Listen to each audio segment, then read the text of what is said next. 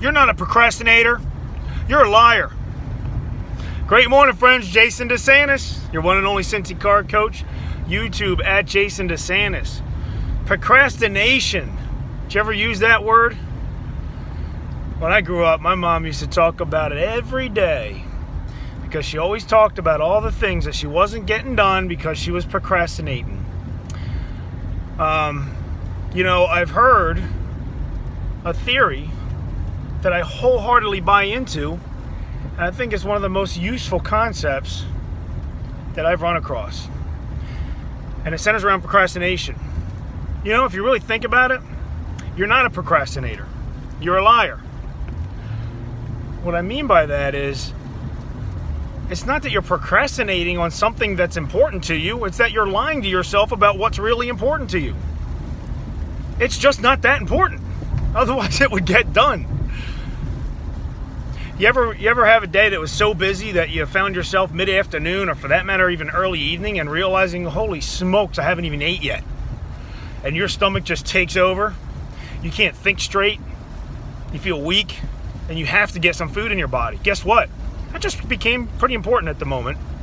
And you will probably push some other things aside to go get something in your stomach.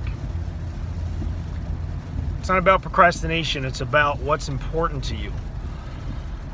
Well, this is very helpful, actually. It's kind of freeing if you think about it.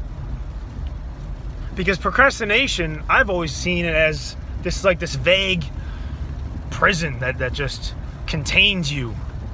And you're just hoping that the procrastination will be lifted so that you can accomplish these things that you have on your list. That's the way I've felt in the past. But if you realize it's just a matter of prioritization and being honest with yourself, it can be freeing. So think about it. Let's look at this practically. Do you have something that you would say in general conversation that has been something you procrastinated on? Well, if you, number one, can be honest with yourself about it, it may help your self-confidence, because the problem with the word procrastination for me, in my experience, has been that it really digs at your self-confidence. It makes you, every time you say it, you're essentially calling yourself a failure or a loser or unproductive. It's all these negative connotations that go along with it. But if you, step number one, identify, well, you know what, let me just be real. It hasn't been that important to me. That feels a little different, doesn't it? Now, then you can decide whether or not you would like to make it a higher priority.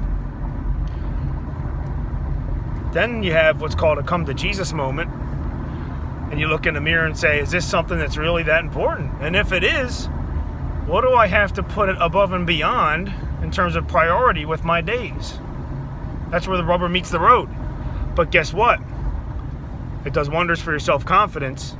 And ultimately, it'll do wonders for what you do accomplish and the progress that you do make for yourself. So, that's the thought for the day. Just go ahead and write down a couple of things that would pop in your mind that you think you wish you weren't procrastinating on.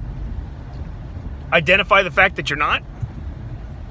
Realize that you have deprioritized them, or they never became a priority in the first place.